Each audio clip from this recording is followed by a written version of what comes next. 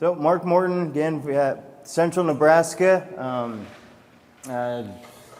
Raise your hand if you've been to Central Nebraska. So, call myself an irrigation expert, especially since I'm away from home, so I can say whatever I want, and you guys don't know any better. But irrigation, to tell you how big of a deal it is, or how much, or how sad it is in that area. A game we always used to play in high school, driving around, not doing anything wrong at all at night in high school. We would play a game driving through the county and trying to find a field without a pivot on it. That became a game we played. We weren't doing anything wrong during that time at all while we were driving around at night. But the county I grew up in, it's Phelps County, Nebraska. It's actually, I heard one time it was the most heavily irrigated county in the world. I don't know if that's true or not, but I do know that, you can't find an unirrigated field hardly anywhere in that county. And it's one of the few counties in the state. The reason why it's so heavily irrigated is because it's one of the few counties in the state where our water level has actually gone up over the past 30 years, whereas most of the rest of the state, everything has kind of gotten depleted. And the reason for that, there's a big canal system that goes through that county, and a lot of little lateral canals, and it leaks like crazy. And so they've actually started to utilize that more. We don't irrigate near as much out of the canal. They keep that thing full, let it leak, and we keep putting in more wells. So that's the area I grew up in, and that's what I grew up around. So a little bit about my background. Worked as a crop consultant for a consulting company in that area for 8 years. You can take a look at how cool I am there. There's a picture of me looking all bad with a couple other guys from my company, from my old company. Scouted fields, scouted to 5,000 acres a week. I was in charge of our technology division, so did a lot of variable rate fertilizing recommendations, a lot of the GIS work, and then was also in charge of our moisture sensor division. We had over 700 moisture sensors throughout Nebraska, Kansas, and eastern Colorado. And so I was in charge of a fleet of interns out there installing these moisture sensors and maintaining them. And I'll say maintaining them, and maintaining them. So a moisture sensor is a piece of electronic equipment that you're installing out in a humid, dirty environment. And if you know anything about electronics, you're not supposed to get them wet and you're not supposed to get them dirty.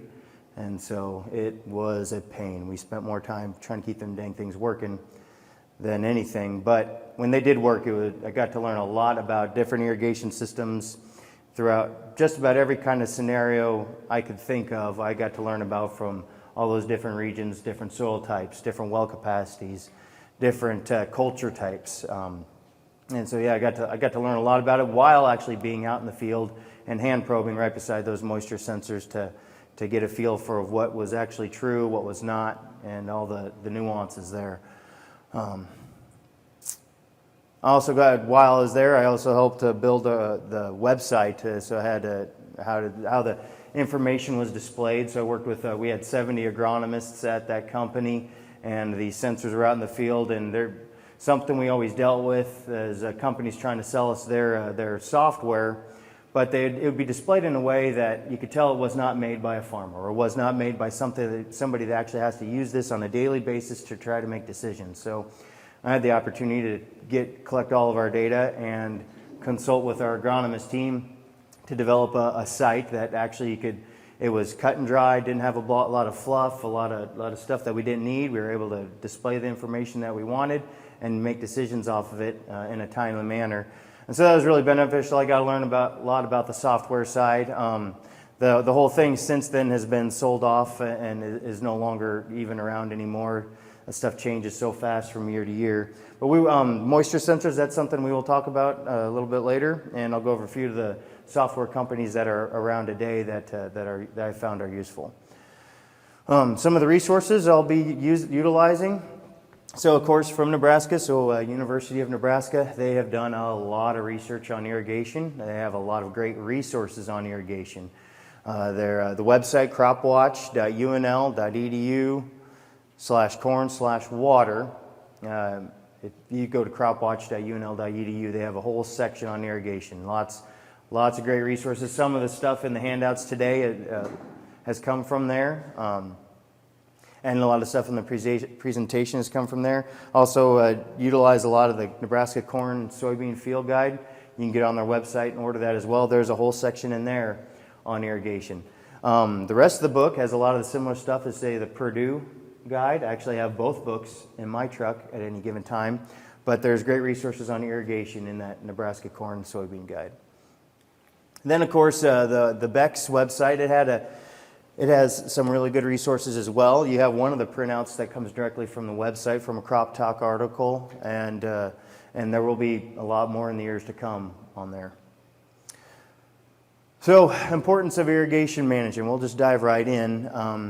This part I'm going to go over real quickly. Under irrigation, it's pretty obvious what under irrigating can happen. Everybody's seen drought and the effects of drought and know the different effects drought has on corn. So that's what can happen if you do not irrigate enough. From what I have found, and I think most agronomists would agree, that one of the biggest effects are if you were only to give me 2 inches of irrigation a year, and so you could only apply 2 inches of irrigation a year, I'd be applying it right around tassel time. That's about guaranteed. If I couldn't look at the weather and couldn't go by what the rainfall is actually doing, if I was just asked at the beginning of the year, when do you want to apply this? I'd say put it on around tassel time. That's the number one most important time to not under irrigate. And so so we won't spend too much time on the lack of irrigation. I think we understand that quite well. What's less understood is the importance of not over irrigating. So again, in my county where we have just a ton of irrigation water, over irrigation is a big problem. We know that you can see the effects of under irrigation. That is, you can see the effects of drought. That sticks out to you from the roadside. You can see that corn curling up. You can see your pivot corners turning brown, dying. You can see that. You can't really see the effects of over irrigation. All you see is big, tall, healthy looking corn. But there is a pretty dramatic effect if you apply too much. So a term we're going to talk about a lot is ET, evapotranspiration. More or less, that's how much water crop uses in a day. So this is a study done by UNL, and they took several different fields and they applied different amounts of water on it using drip irrigation. So they had one field was just dry land, no irrigation at all. Another field they put on half of the crop water use rate, half of how much the crop is using on a daily basis. Then they put on 75%, 100%, and then 125% of what the crop is using. And you can see from the yield, the curve, obviously dry land had the lowest yield. When you only put on half as much water as the crop is using, it had about 10 bushel less than the peak. And then we put on 75%, it had about 5 bushel less than the peak. And then when you overwatered it, it had about 8 bushel less than the peak. So when we put on 25% more water than the crop is using, we lost 8 bushel an acre. There's actually another graph. I didn't want to overload the thing with graphs, but it showed another field not too far away from this one, showed 12 bushel.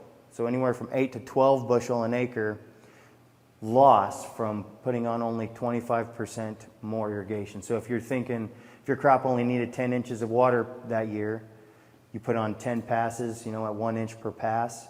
Well, let's just say at the beginning, towards the end of the year, you weren't quite sure if you were done, or during the middle of the year, you didn't know if it needed any more nuts. We're just going to be safe. Let's put on another pass, and then another pass. So say you put on 12 inches instead of 10. Well, that 12 inches, that extra 2 inches, cost you anywhere from 8 to 12 bushel an acre.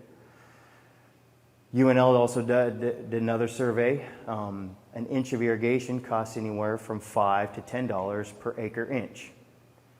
So not only did you lose anywhere from 8 to 12 bushel an acre, you also spent another $10 to $20 an acre. So that extra 2 inches you applied could have $4 for a bushel of corn could have cost you anywhere from $40 to $90 an acre, just applying those 2 extra inches. So that's the significance of irrigation. I mean, of over irrigating, of not applying too much.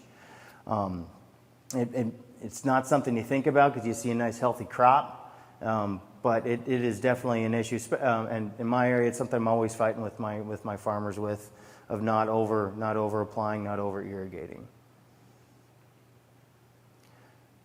So diving into it, management. So first thing with management, it's no different than I think about it as the same as managing fertility. You can't manage what you don't measure. You don't know how much fertilizer to apply. You're just guessing if you're just out there just putting on something, unless you're out there pulling your soil samples. Well, the same thing goes for irrigation.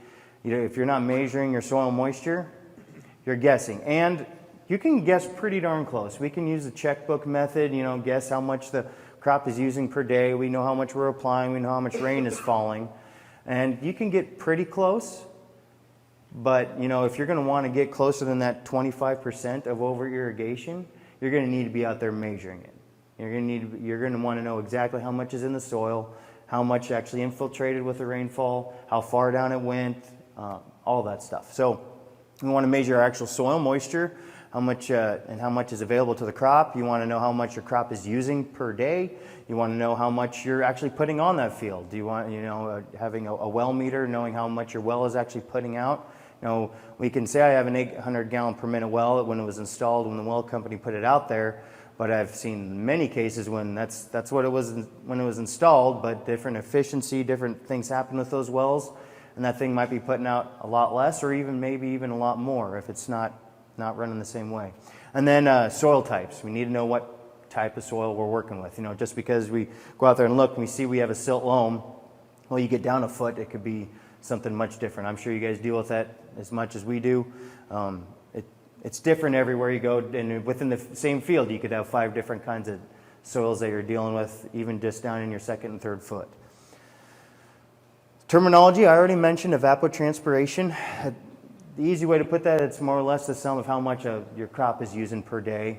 It's a combination of 2 words. So evaporation, how much is actually evaporating off of the soil from sunlight, evaporating off the leaves from the sunlight. And then transpiration, how much water our crop is taking up out of the ground and perspiring through stomata or actually using in its metabolic processes. The field capacity, that's how much water our soil can hold after it drains off. Gravitational water, that's the water that actually drains off, that doesn't stay in the soil. Permanent wilting point, that's when the water gets so low that the crop dies. So when our crop, during a drought period, you'll see a crop wilting during the day, but that night it kind of greens back up again. That's not permanent wilting point. It's when that crop wilts and stays wilted for over 48 hours. And you rarely see that, especially with today's plant breeding. It doesn't happen very often. I've had it happen in a lot of areas in Nebraska and the western parts the last few years, but it takes quite a bit for a plant to actually just wilt and die from moisture anymore. So the 2 most important terms that you'll hear me say a lot: plant available water and then readily available water. So the difference between field capacity and permanent wilting point, so how much total water our field can hold and how much is in there and the plant can't draw it out of the soil anymore. So that's the difference between those 2. So a field could hold 5 inches of water in a foot, but a plant can only draw about 2.5 inches of that out, and then eventually it can't suck it out anymore. It's not strong enough. So within that plant available water, there's a certain amount of water that's easy to pull out. We call that readily available water. More or less, it's the amount of water the plant is able to pull out of the soil before it starts going backward on yield. So even though it'll stay alive after it uses all the readily available water, we want to keep it above that. If we have the ability to with our irrigation systems, that's our goal, is to keep it above that, because that's our goal, is to maximize yield. So you'll hear me use those 2 terms a lot. That readily available water, that's what we need to do. That's what we need to know for calculating our irrigation scheduling, and we'll go into how to calculate that. So again, evapotranspiration, 20 or 30% actually gets evaporated before it even gets to the soil, and then the 70 to 80% gets used by the plant via transpiration.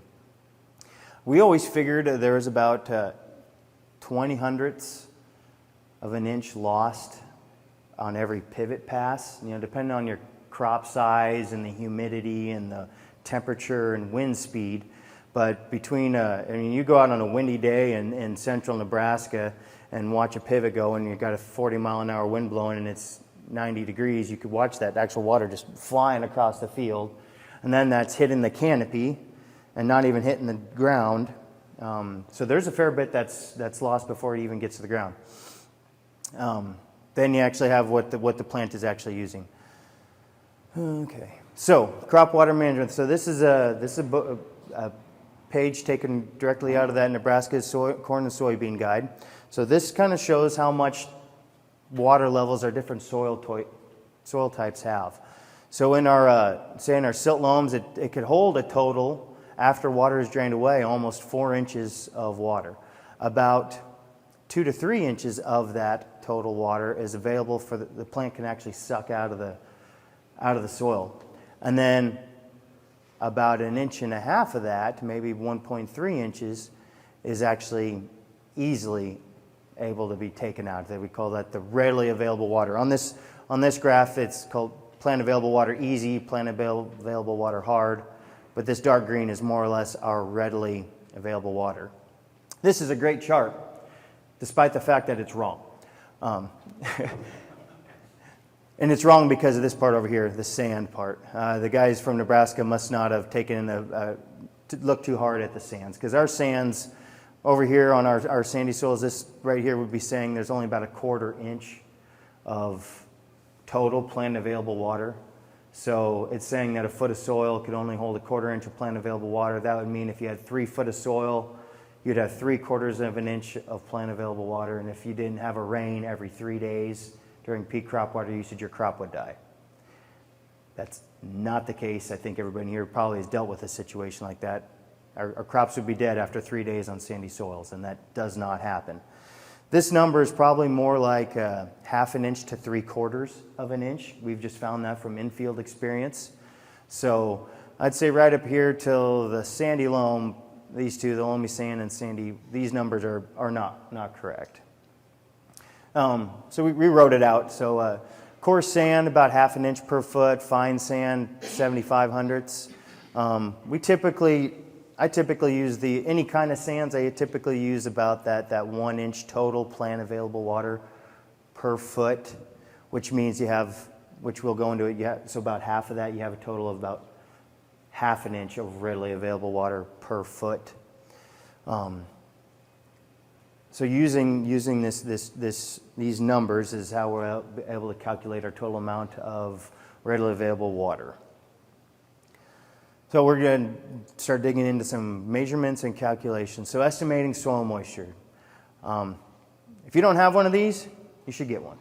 For one, you should have it for being able to do your soil sampling for your fertility recs, but also using it for irrigation recommendations for estimating your soil moisture. Everybody should have a soil probe in the pickup. It's one of the best tools you can have. You can get instant readings. You don't have to rely on a piece of electronics. You don't have to rely on somebody else. Typically, we will take readings. You want to take them down into the root zone. So most of our root zones are 1, 2, and 3 foot. In our sandier soils, we'll take readings down into the 4th foot. Typically take a reading, one reading per foot. So on the top foot, it's whatever moisture percentage, second foot, the next moisture percentage, and so on. So estimating soil moisture using the hand feel method. So this is the method that's been around for 40-some, hundreds of thousands of years probably. These actual measurements, I know in Servitech they had a book like this made back in the late 70s. So if you're out there hand feeling your soil, around a reading of maybe 50 to 70% plant available water is what we'll call it.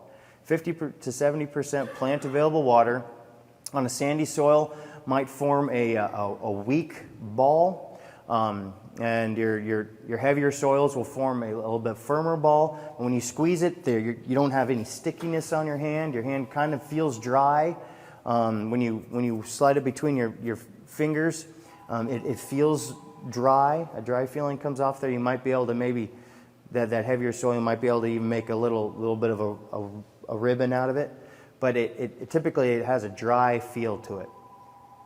These numbers don't really mean much. They do mean much, but they don't.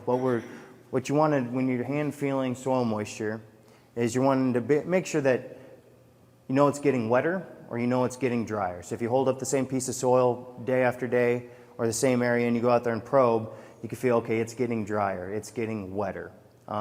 Whether you're getting it, because you can go out to a field, and we can all three stand in a circle and probe a core and stand there and feel it, and you'll say it's 75%, I'll say it's 85%, and you'll say it's 65%. And that's what any set of agronomists that's been doing this for 30 years, it will do that. We've done it many times. Everybody, it's so subjective from person to person. What matters is that you're consistent. You're saying it's getting wetter, it's getting drier. The exact number isn't all that important. So don't get caught too much up on these exact numbers here. But as we get wetter, around that 70-80%, you'll be able to make a little bit firmer ball. Your clay soils will kind of feel a little bit more plasticky. You can kind of maybe mush them together and make a kind of a little hot dog looking thing out of them. Your silty clays, you might even be able to make a ribbon that will go 1/2 inch without breaking off. You might even actually get to make an actual ball out of the sandier soils. And then go farther. So once we get into our 90% soil moisture, that's when you'll actually have some stuff sticking to your fingers. You're kind of almost feel a little bit muddy. You might even be able to make a patty or an actual like a 1-inch ribbon. Now your heavy silt loams, your sands, it'll stick to your fingers. It'll form a weak ball. And then once you get up to 100% soil moisture, then it feels wet. You squeeze it. You might even have some water run out between your fingers. That's wet. That's 100% soil moisture. That soil cannot hold any more water. If any more water is put on there, it's going to soak through or drain off the top. So now that we know how much water our field is holding, now we know how much what our soil moisture is, we can figure out how much water our field is holding. So we're going to be calculating our readily available water. So we went out there and we hand felt. Figured out we have a certain percentage of plant available water. We're going to take that minus 50% and multiply it by the plant available water holding capacity. So that first chart you saw up there, so a silt loam soil had 2.5 inches of plant available water holding capacity. So on a silt loam soil, we take our moisture percentage. So say we went out there and hand felt it. It was 80%. We put that into that equation. So half of that. So that the reason why we're taking 50% off there. So we measured our plant available water, and we're trying to calculate our readily available water. So of our plant available water, only half of it is available. The top half, the 50% and up, is readily available to the plant. Once we get to below half of what is plant available, that's when the plant, again, it's harder for it to suck out of the soil.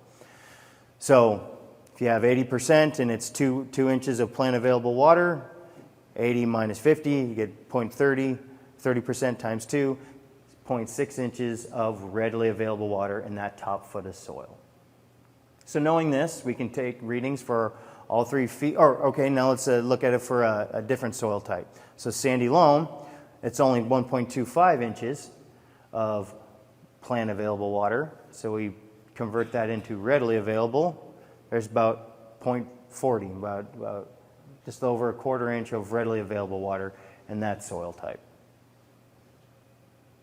And those are the same readings. So if I got 80% in silt loam or 80% in sandy loam, there's about almost half as much actual readily available water in a sandy soil type.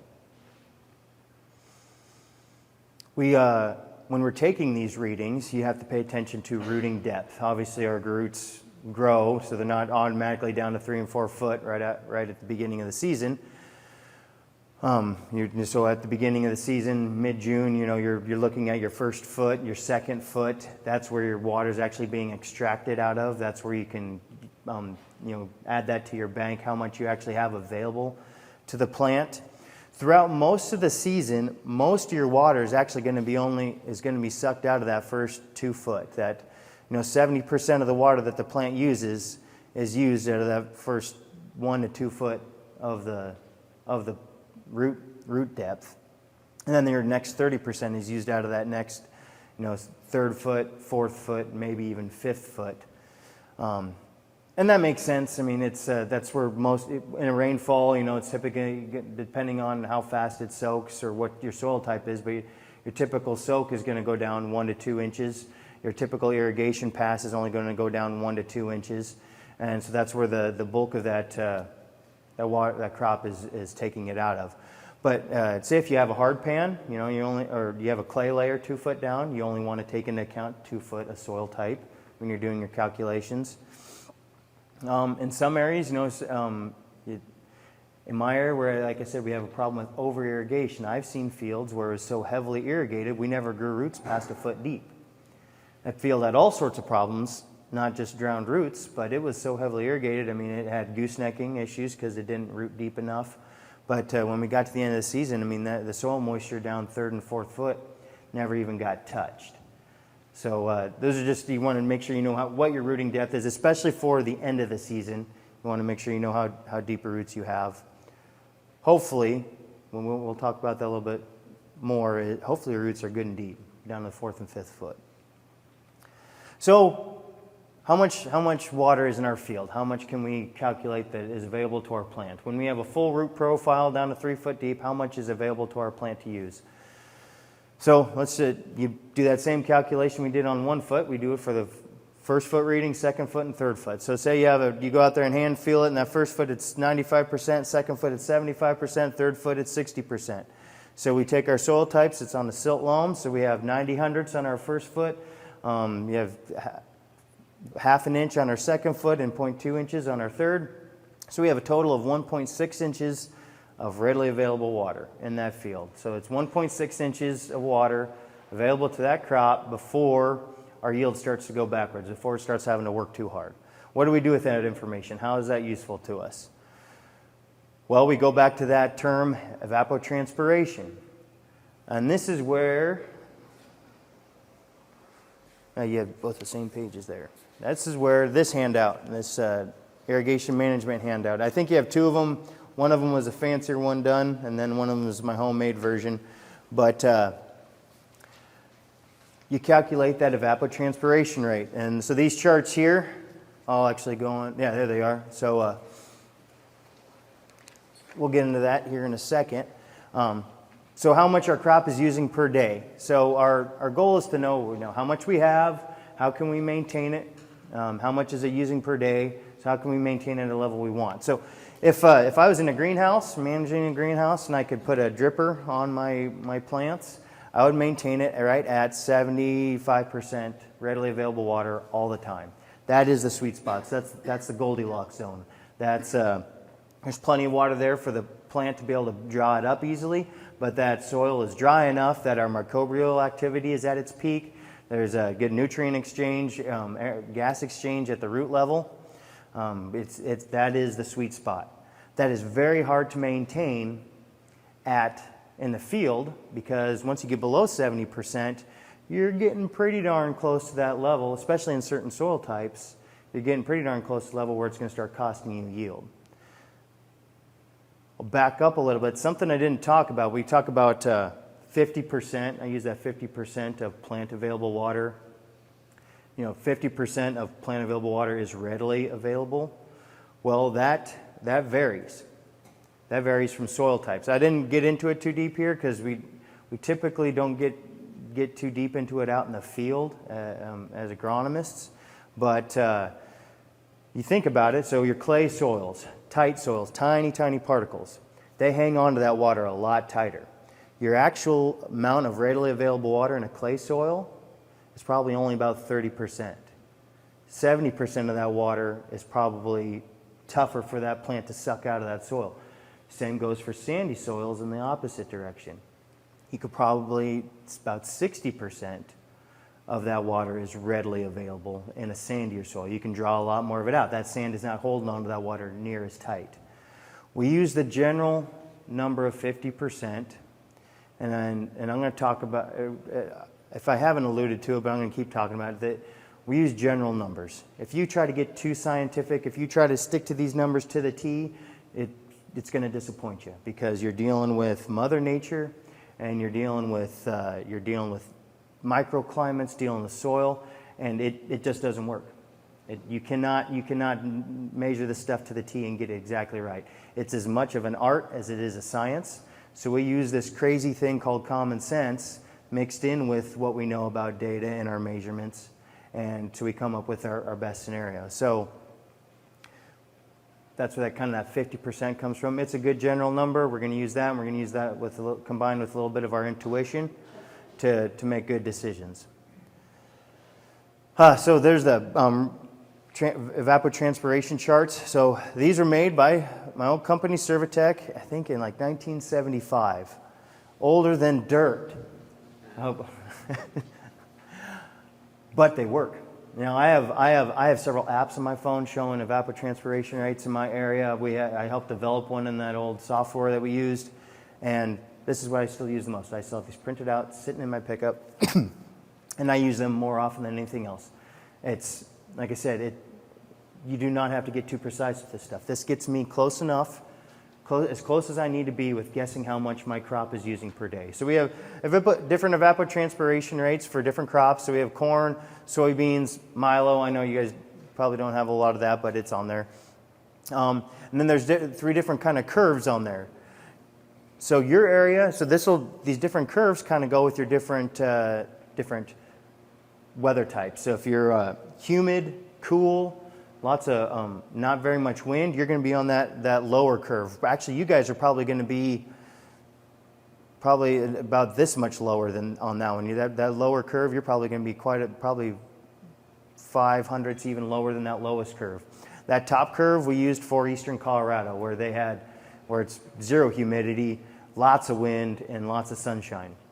And so you look at your week of weather, you go, okay, it's going to be hot, dry, and windy, so my crop water usage is going to be a little bit higher. You look at your growth stage, we're right around tassel time, so my crop's going to be using right around anywhere from 25 to 30 hundredths per day, ish. Ish. We'll see. Again, this reading, it's not super important to get it exactly right, and I'll tell you a little bit more why here. But if you want to know, general how much your crop is using, these charts work plenty good. So irrigation scheduling. So we know how much water is in the field. We know how much water our crop is using. Well, there we go. We know how much time we have, how much time that crop has before we start going backwards on yield. You can do the math pretty simply. So if we have 2.3 inches of water and our crop is using 30 hundredths per day, we have 7.6 days until we start going backwards on yield. So if you have 8 days of soil moisture, and we know it takes our pivot to make a circle, it takes 3 days to make a circle, we know we need to start that pivot no later than 5 days from now. We want it finishing that circle before that crop starts to go backwards. The way I always made these irrigation recommendations on my scouting reports, I would say you have 8 days of soil moisture, you need to make a pivot pass within the next 5 days, or you need to make one pivot pass within the next 8 days. It doesn't matter if you start it today and get it done within 3 days, and then wait until I come back next week and measure it again, or if you start it 5 days from now. Just you need to make one pivot pass over the next 8 days.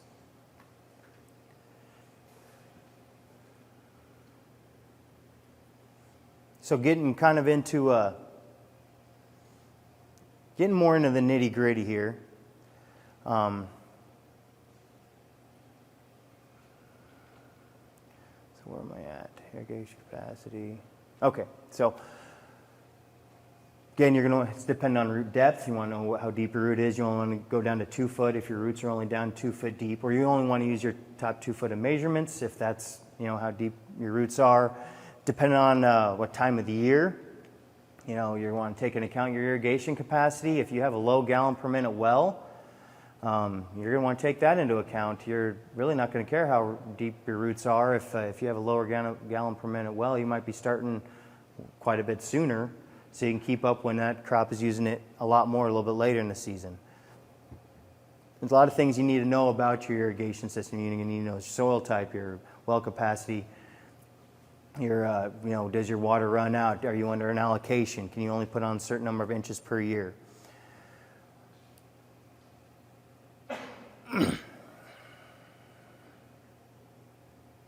I have on the bottom there, it's good practice to keep the soil water profile full at the 2 and 3 foot depth until peak crop water usage. I think we're going to get in that here when I dig into the next one, so we won't dig in that too much. Some handy numbers. You can take a screenshot of that if you want. If it's something you can also just Google real quick too. 450 gallons per minute, that equals 1 acre inch per hour. 27,000 gallons per acre inch. Something that I use in my area quite a bit. We have, sad thing about Nebraska, we have great groundwater, lots of it, really high nitrate levels. It's actually a good chunk of the state has really high nitrate levels. So high, in fact, that in certain areas, if we apply on average of 10 inches of irrigation a year, we'll get 40 pounds of nitrogen through those 10 inches of irrigation. That's 20 parts per million nitrate level. And I think 10 parts per million or less is safe drinking water. So we have a lot of areas that they have to have water filters. Something that they've been working on for years and had some success and some not. We also have a lot of sulfur in our water. In a lot of areas, we get 80 pounds of sulfur through our irrigation water. So we're able to use that nitrogen as a nitrogen credit. And actually, just about every field I ever scouted, we didn't apply any sulfur.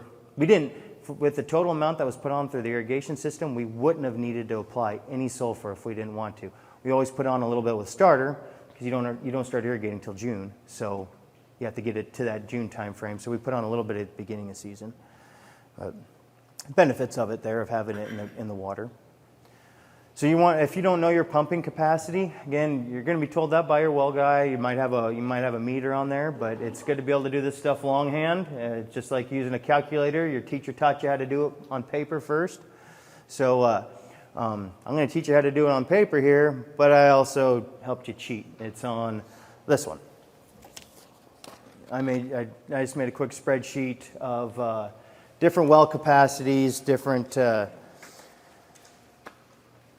field sizes, that how much it would take. But if I have an 800 gallon per minute well, 130 acre field, so I need 162 acre inches needed.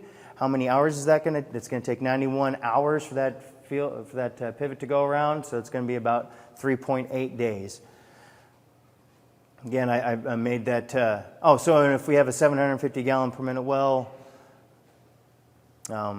same thing. And I want to put on and it takes 4 days for my pivot to get around. So I don't know how much I'm applying, but I know I have a 750 gallon per minute well, and it's taken 4 days for that pivot to get around. How much am I applying per pass? 1.2 inches. So you can back figure it. Again, I made up that easy chart. I've worked with so many different fields, so many different well types and capacities. I can kind of get a general idea in my head. If you told me you had a 100 acre field and a 1,000 gallon per minute well, I could, that's probably just over a day to make a pass on that if you're going to be applying an inch of water. It's something that if you work with enough, you kind of have the numbers somewhat memorized. But that's the number you're going to want to know. You can't manage what you don't measure. Determining final irrigation. Now this is where that soil moisture measurement is really important. That up until about this time frame, not knowing the number of inches in your soil, it's useful, but you don't really need to use it. But this time of the year, determining that final irrigation, you're going to want to have a good idea of how many inches of water are in your soil. This chart is from UNL. It's on one of your handouts. Depending on the crop stage, it shows exactly how much water that crop needs to reach maturity. Around about quarter milk line, you need about 3.75 inches of water. every year when I get to about quarter starch line, quarter milk line, that's when I start thinking, okay, we're getting close to being able to schedule the final irrigations, being able to think about it. So I need 3.75 inches of water. Well, if I start doing my soil measurements, I know I have 2 inches of water in my soil, 2 inches of readily available water in there, so I need 1.75 inches of irrigation. So more or less I need 2 more pivot passes, or 1.75 inches total. So if it rains, if I know I get a rain, and I need that over a couple week period. I need that in between a quarter milk line and black layer. That's how you do your final, that's how you kind of schedule your final irrigation, or know when you can be done irrigating. If I'm at 3/4 starch line, I know it needs 1 more inch total. So if I 3/4 starch line, I go out there and probe my soil, and it's 100% soil moisture, 100% soil moisture, and 100% at all 3 feet. You're done for the year. You are good to go. You don't need, no more irrigation is needed, no matter the soil type. If you're only at half starch line and you're out there in a sandy soil, even if all 3 of your feet of the soil profile are 100%, you're still probably going to need another half an inch or so, another half an inch or maybe an inch of rainfall or irrigation. So you can look at the weather, say, oh, hey, we got there's rainfall forecasted for the next couple days or in the next week. We'll see how much falls. If there's nothing forecasted over the next week, you can plan on, okay, I'm going to be making my final pass of irrigation. So this is the one chart, and this is the one time I say those readings, getting them as accurate as you can, and actually doing the math and sticking to the math where it really helps. Because this is the time of the year where you can waste that last inch of irrigation and cost you that $10 per acre inch in the cost of irrigation, plus that you'll have less yield loss during this time because your crop has figured out its yield, but over irrigating at this time of the year, it can lead to different ear diseases. It can lead to stalk rots, just all those other things. So those are things that can lead to your losses as well. All right, so we talked a little bit about general strategies. Okay, so now here's where we're going to kind of start digging into the dirt, and I'll get real nerdy on stuff I've learned over the seasons. So we talked a little bit about keeping it around that 75 to 85% soil moisture. If you keep it in there out in the field, that's great, and that's very doable. Obviously, you'll get it up to 100% right after rainfall, but you'll dry it down to 75% before it gets irrigated again. Hopefully, you're scheduling it that way. Irrigation is great for alleviating crusting. So if you're in a tillage environment and you have a heavy rainfall and it's crusted it, and your crop is getting close to emerging, you can use a short, shallow pass, a half an inch pass to soften that soil up to help with your emergence. Activate herbicide. In my area, we pretty much it goes. You apply your herbicide, and if you don't have if you've already planted or you're not planting for another week, if you don't have any rainfall in the forecast, we're putting on half an inch. I mean, that's automatic anymore, and we use that a lot for activating our residual herbicides. You want to use your. So now we'll start. We're going to start digging into irrigation objectives. So for a full season, what's our goal with our irrigation? How do we want to think about it? We want to use our irrigation to maximize our yield and minimize our inputs. We want to do it just like any other input. So generally what you want to try to do with your field, you want to water as much as it's needed, but at the same time you want to grow roots as deep as you possibly can. Utilize that deep free water down in those lower depths. You want to utilize your deeper nutrient contents in your second, third, and fourth foots. Maybe you have some nutrients down there. You want to grow deep roots to help with standability with that crop. So you want to water as much as it's needed, but you want to push that crop to grow deep roots. You want to push that crop to grow deep roots. Well, you don't water near as much, but you don't want to water so little that you start costing a yield. So where is it? Where is that area? You don't want to water so little that you dry your soil profile out. So a general goal that I have with all of my fields that I have irrigation on, I keep an eye on my soil moisture. I keep my eye on my soil moisture. Starting around 1st of June, I start probing the soil or keeping an eye on my moisture sensors. And I watch that first foot and second foot. And right around end of May, early June, you're going to start seeing your first foot of moisture start going down. You go out there and hand feel it, and you'll start feeling it getting drier and drier week by week. And then you'll start feeling, about mid-June, you're going to start feeling your second foot of moisture start going down. That's my trigger. When I start feeling my second foot of moisture going down, I know I have roots down to that level. Usually you'll see them even in the soil core. When you probe the soil, you'll see your roots. But I know I have roots down there because they're drawing moisture out of that foot. And actually, if they're already drawing moisture out of that second foot, that means you have roots down to the third foot.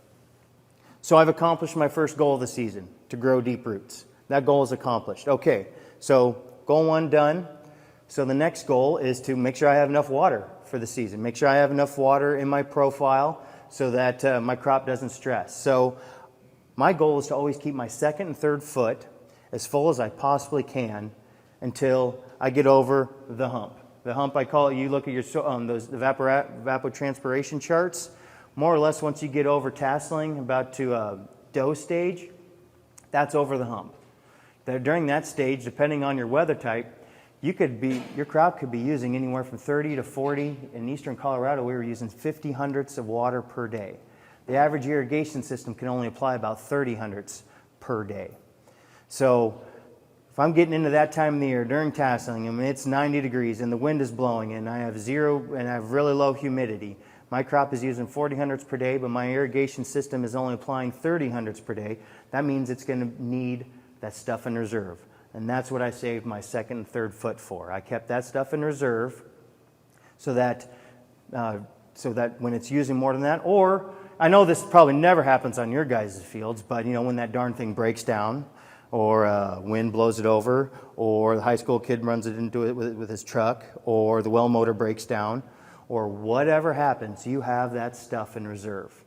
And it's okay to keep that second and third foot even at 100% capacity because we grew our roots down deep. We know our roots are down deep. We can suck it out later in the year, and that's just what we're going to wait to do. So we'll back up a little bit. That's why I kind of talked about those readings about that 70%, 80%, 90% at this time of the year. They don't really mean that much to me. I want to know if my moisture is going down or going up, what depth it's doing that, and do I want it to be doing that at that time of the year. That's all that really matters.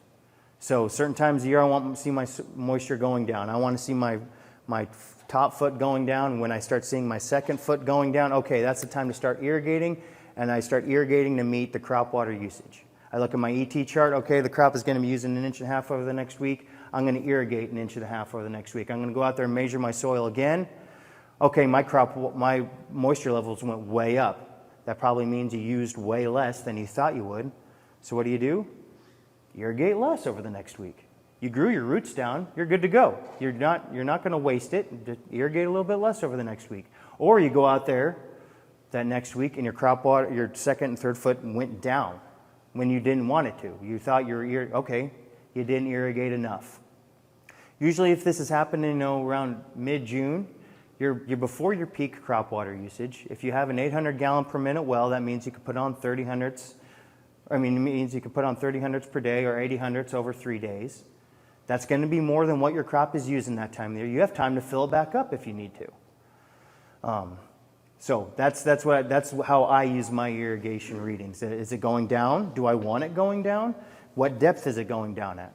So once we get over that hump, once we get to dough stage, that's when I start watering to drain my soils. That's when I start watering to start sucking out of that second and third foot. So I start, okay, my crop water usage this next week is going to be 1.5 inches, so I'm going to plan on irrigating 1.3. And then I go out there in the next week and I measure my soil moisture. Did it go down? No, it didn't go down at all. Actually, it's staying the same or even going up a little. Okay, I need to water even less. Then go out there in the next week and measure it. Oh, I need to water even less. And then once you get to about that, once you start seeing a starch line, that's when you kind of step off of using that evapotranspiration rate chart, those curve charts, and you start using that final irrigation of the season chart. there's a line in there, and actually, I don't know who, maybe one of our Beck's agronomists kind of called me out when I made that handout and sent it out to the company, because if you'd use that ET chart at the end of the year, and it says, a crop uses 20 hundredths per day at, half starch line. Well, if you use that math and has so many days to maturity, those two charts don't line up at all. So there's, like I said, it's an art and some science. So they're about that, when you start seeing a starch line, that quarter starch line, that's when I switch my techniques. I start actually measuring how many inches I have in the soil and figuring how many inches it needs for the rest of the year. All right, we'll move on a little bit to soybeans then. So soybean, our strategy is, it's similar to corn, but also very, very different. So everybody's heard this. Beans love a dry June and a wet August. And it's true. It's believe it or not, it's the same out in Nebraska as here in Indiana. They like the same things, beans do. And so we don't want to ruin that with our irrigation. And we kind of tend to do that. In my area, we definitely do that. We will put too much water on. We'll do things like cause more disease problems, get our beans up too tall and leggy, and cause lodging issues, cause white mold issues, all sorts of stuff. But it can also be handy in your really dry situations, in your sandy soils, when those beans aren't growing. They're not getting to canopy. They're just kind of sitting there. You can use them. You can also use them for the, watering on to activate your herbicide on your soybean field is the same as activating the herbicide in your corn field. So in a really, really dry situation, I've had years where we put on half an inch a week through June just to keep our herbicide activated and try to help with weed control. But if you were to not count in weed control, and not count in its use for helping with emergence, like with crusting, there's almost little to zero yield response in watering, irrigating beans before that R3 growth stage or late R2. Very little. I didn't put the chart on here, but it almost didn't help at all on several years worth of data. So R3, R2 growth stage, R3 growth stage. If you've been to any of the Beck's PFR meetings, you'll recognize that R3 growth stage, it's the best time of the year to put fungicide in your soybeans.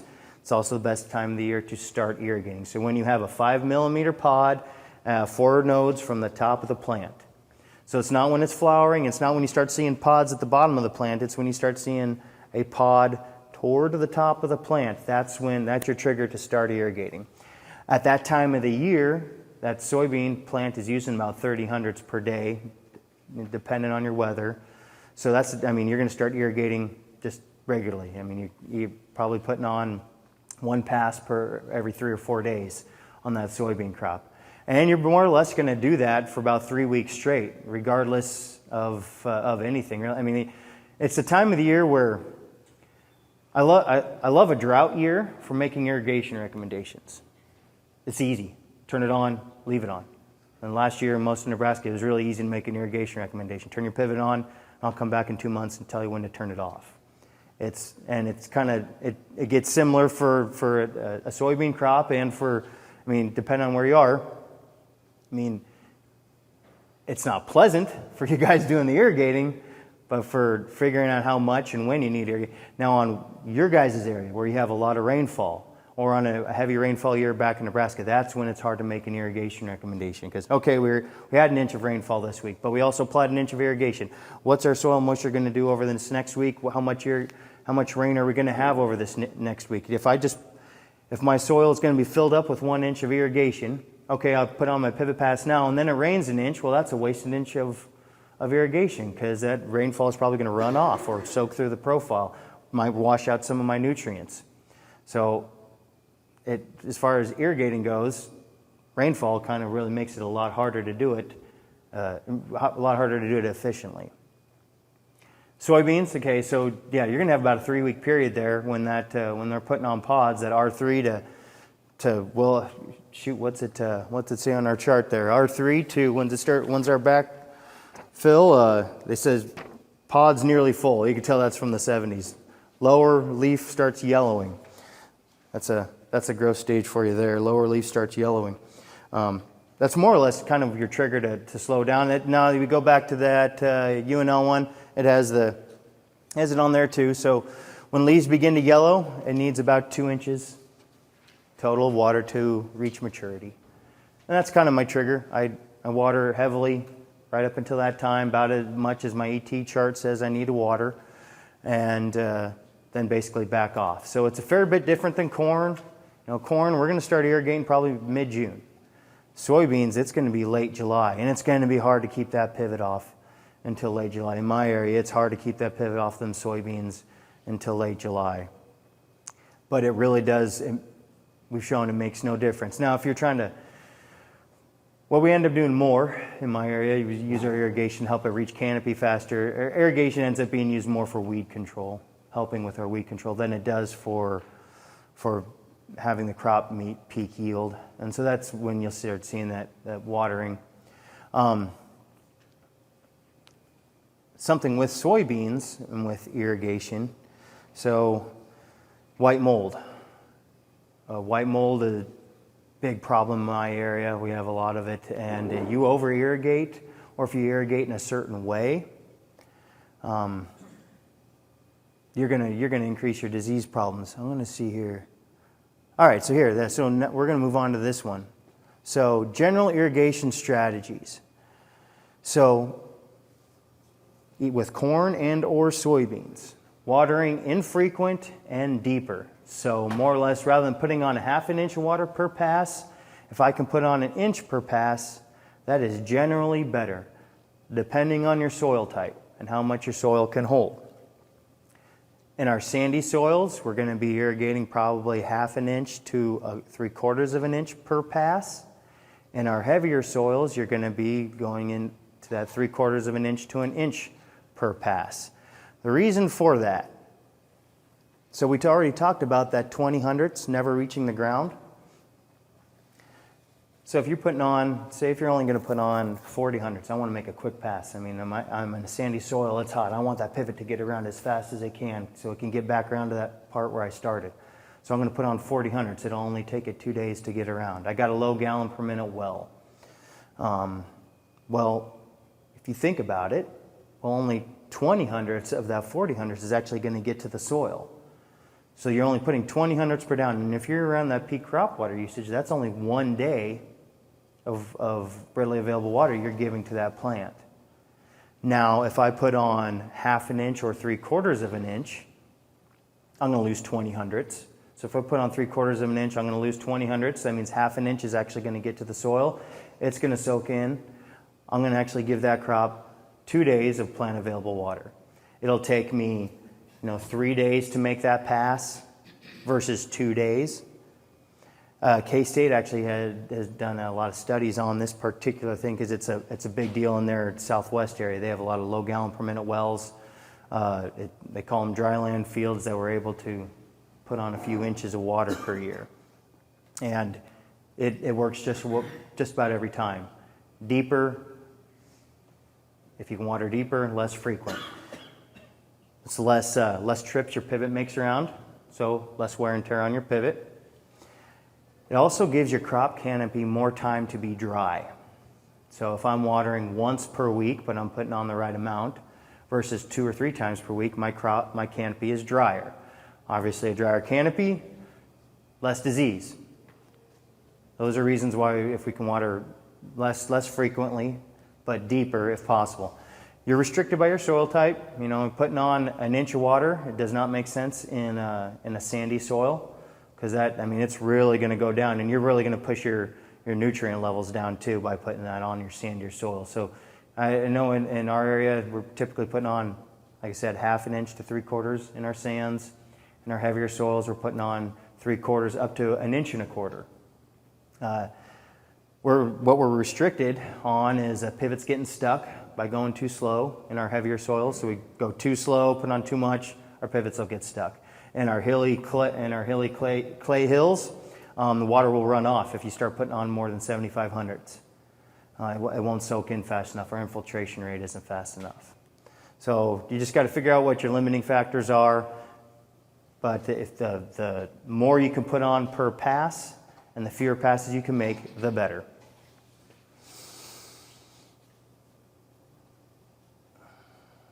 Then we talked about white mold and soybeans. That really comes into effect in white mold and soybeans. When I'm if I know I have a field of white mold pressure, I'll water that field even a little bit of a deficit. I'll leave it a little bit drier, maybe even knock a little bit, maybe stress it a bit more, maybe lose some yield from lack of irrigation, to try to combat that white mold, because those two do not mix well at all if you have a lot of pressure in those fields. It's very hard to combat. Fertigation. So this is a great tool. If you have a pivot, you should be fertigating. There are very few reasons why you shouldn't be doing it. Sometimes there's an open water source underneath the pivot where you can't, where it's not legal. There's different laws for different areas, but fertigation. In our sandy fields in Nebraska and Colorado and Kansas, almost 100% of the nitrogen is applied through the pivot. And these guys are producing 300 bushel crops in 1% organic matter fields. And I am not exaggerating that one bit.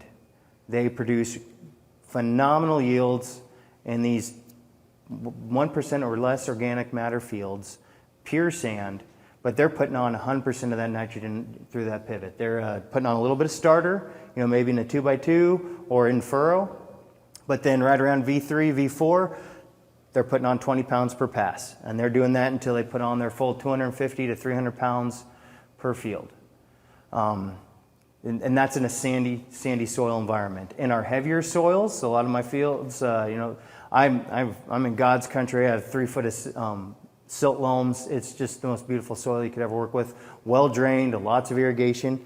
And if we're fertigating in those areas, we're able to do, typically what we'll do is we'll put on about half for nitrogen, 40% pre-plant. So around maybe 100 pounds pre-plant, and then the rest of our 90 pounds that we're going to put on that year, we'll put it on in 30-pound increments starting around V6 or V7, and do it in 3 different passes, 30-pound passes. The great part about fertigation is you can use it to kind of mitigate, say, a large rain event that happened after you put on some fertilizer. So if you have a V5 corn plant has roots down about that deep, at V5.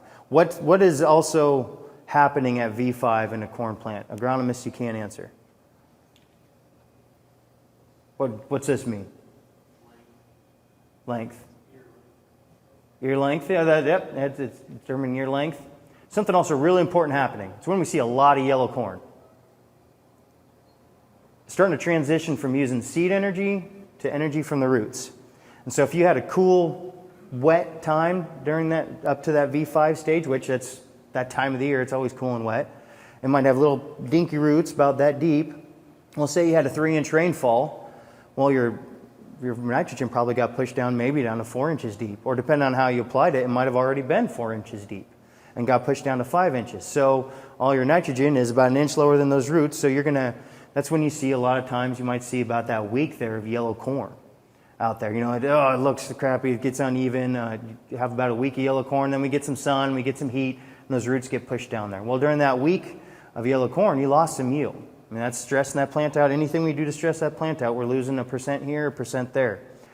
Fertigation can mitigate that. If I know I'm going to plan to put on 90 pounds of fertigation that year, and I know I had a huge rainfall, a whole bunch of rain between planting and around V5. Okay, you can about guess that some of your nitrogen got washed out of that root zone. Okay, I know that. I'm already planning on putting 90 pounds through my pivot anyway. Let's put on that first shot a little bit earlier before that plant starts utilizing those roots. Let's put on some right now at about V4. Let's put on our first shot and make sure it has enough before it needs it. Let's do it before those symptoms start to show. That's something that's a great tool. That's a great tool that'll give you another 1% or 2% of yield if you plan for it and if you just know that it's there to use. Fertigation can help you reduce your total amount of nitrogen applied per bushel of yield goal. It can reduce it by almost 30 or 40% in a lot of cases. I know in a lot of our fields we were using we're using the nitrogen equation from UNL. We call it, and the N value is 1.2 pounds of nitrogen per bushel, and then you take your credits off of there and you figure you're going to be putting on, 190, 200 pounds, whatever, per acre. Well, we found that by the more you split apply it, or more we put on through the pivot, we can lower that end value to I was down to 1 on all of my fields because we were putting on about 90 pounds through the pivot. Well, I have several agronomists that I'm working with that have been down to 0.8 or 0.7 pounds they use as an end factor because they're putting on 150 pounds through their pivot. I mean, they're having almost zero loss. Now, the reason, think of, correct me if I'm wrong, anybody, but I believe if you're in a greenhouse setting with zero loss, you only need 0.7 pounds of nitrogen per bushel for a corn crop. That's all you need. That's all it needs to grow. The reason why we have to put on that 1.1, 1.2, 1.3 is to mitigate for all the loss factors. We have denitrification, it basically evaporates. We have leaching, goes down through the soil. We have it gets tied up by whatever, if you have a high carbon load, carbon to nitrogen ratio out there. There's all sorts of different things that causes our nitrogen loss. So that's where we've figured out why we have to be putting on a certain amount to get our peak yield. Well, if we don't have any loss, if we're applying that nitrogen as soon as that crop is sucking it up, right around V5 and up, if we're applying it in low increments, so even if a rainfall comes, we only put on 20 pounds. We didn't have 150 pounds sitting out there for that 5-inch rainfall. We had 30 pounds sitting out there for that 5-inch rainfall. So we didn't lose 50 pounds from rain, we lost 20. You're going to reduce your losses a lot more. It's not going to get tied up in the soil near as fast because that crop is going to be sucking it out just as fast as any of those things that could tie it up. So you can really save a lot of money doing it that way. It can also help in your sandier soils because you're applying it right when the crop is using it. And our sandier soils, they just stress those loss factors so much more, mostly through leaching. I love fertigation. If I haven't expressed that, it is a great tool.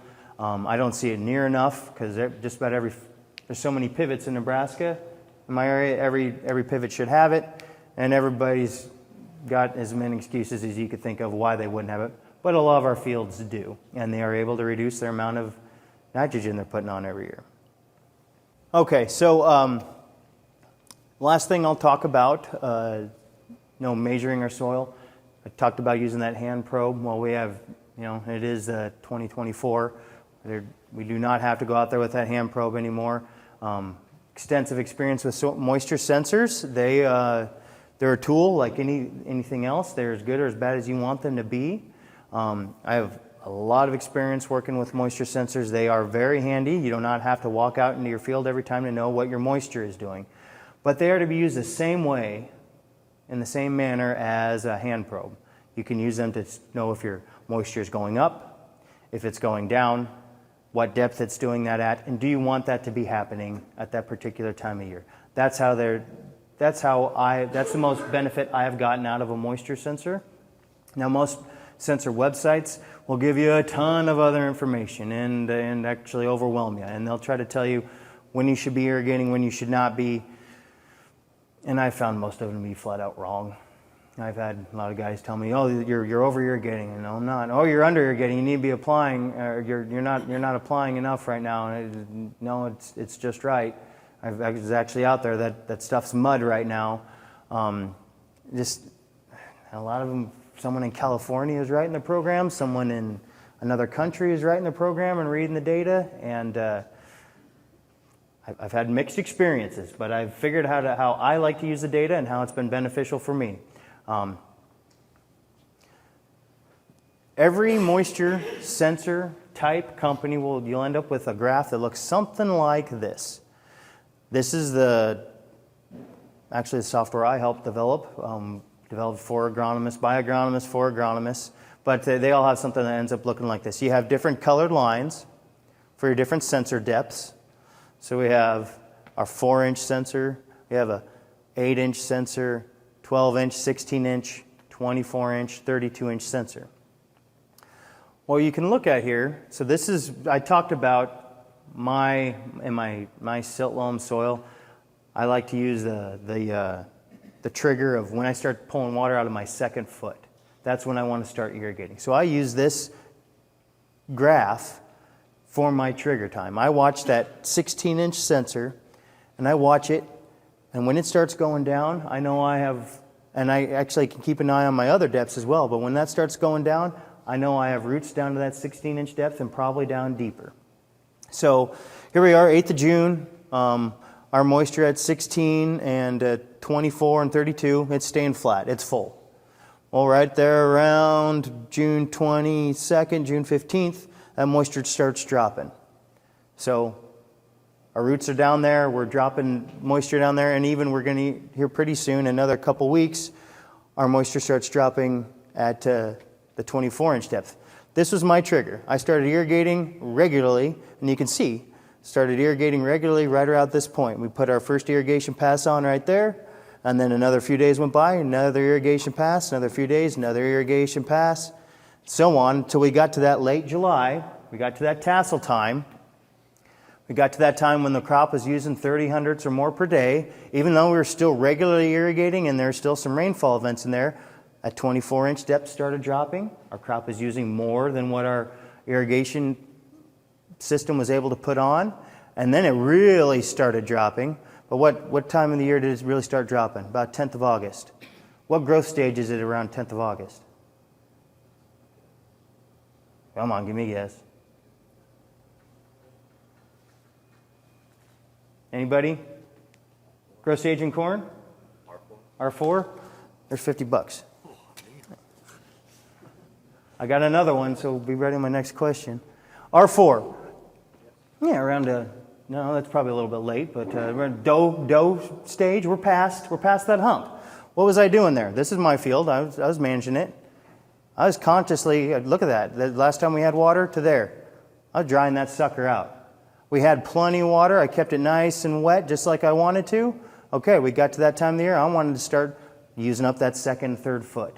I knew at that time of the year, my irrigation system could keep up with how much that crop was going to use per week, no matter what. I knew what it would keep up. If my second, third foot started getting too low, I knew I could water a bit more. I knew I could put on 2 passes per week rather than 1. So my goal was to start drying that out. I wanted to make sure we were dry towards the end of the year so I didn't leave any in the soil so I could let the winter recharge it. And so we started drying out the second foot and we started drying out in the third foot and got her nice and dry until we got to about late September, and then crop was dead and most likely we had some rainfall come in there and fill it up. That's what we're seeing there.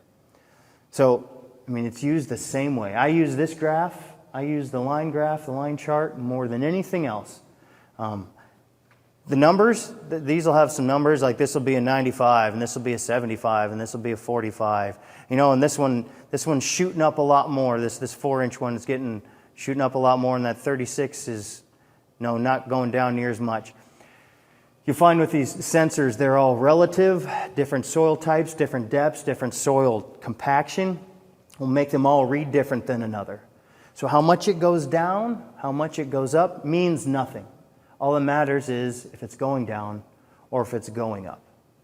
What depth it's doing that at and what time of the year it's doing that. That's all that matters. All the numbers that they'll give you, you can just freaking ignore them all. Is it going down? Do I want it going down? Is it going up? Do I want it going up? What depth is it doing that at? So here's another company. This is, I believe this is, well, it says Irrimax. I thought it was Crop Metrics, but similar looking graph. It's kind of configured a little bit differently, so our different depths are stacked. So this is our shallow and this is our deep, but they do kind of similar stuff. You know, we can see our deeper depth here towards the later part of the year finally starts going down, so that's our trigger. I'm guessing that's 2 foot right there. So that's our trigger, start irrigating, and we keep an eye on that. And then we start seeing our third foot start going down. We want to see that one going down at the end of the year.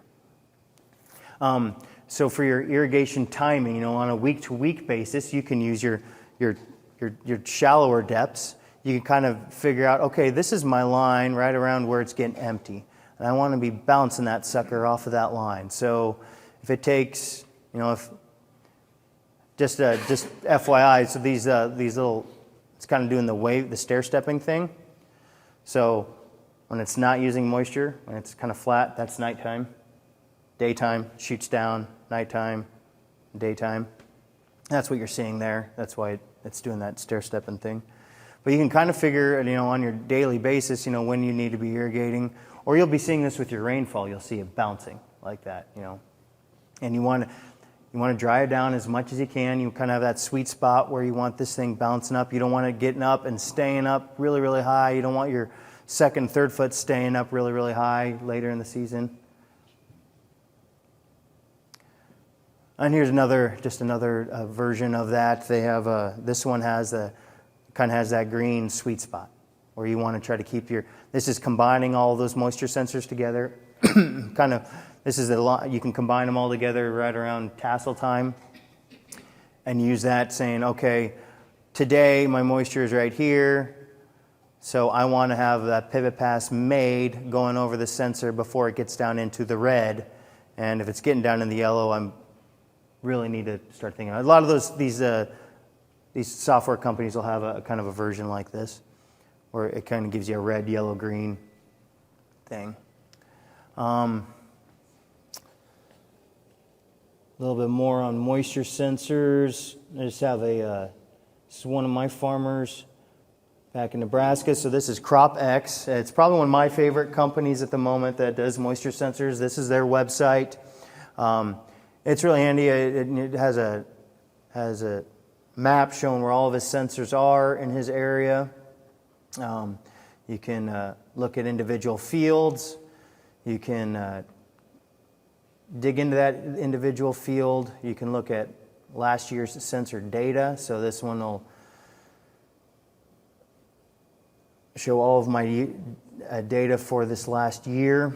It shows shows your actual soil moisture. So again, it's showing these different readings here. This 35%, 50%, 50%. Like I said, I don't ever use them. I ignore them because they don't really mean anything. Something else that these graphs show, so this EC, electrical conductivity. Something it can measure is it can measure when your nitrates are moving. That's what that electrical conductivity will show you. So I haven't really been able to. I haven't studied it enough to watch that, just because it kind of just use my intuition for when my nitrates are moving. But this will it can actually show you if you lost a whole bunch of nitrogen down to if it moved a whole foot on you. This is supposed to be able to show you that. I probably need to watch a bit more of a tutorial on and how to do that, but good for showing temperature. I've had some guys install these early enough in the season they can use it for planting, in their planting temperature. All right, guys, thank you very much for your time and your questions. If you have anything else, I'll be here for lunch. So.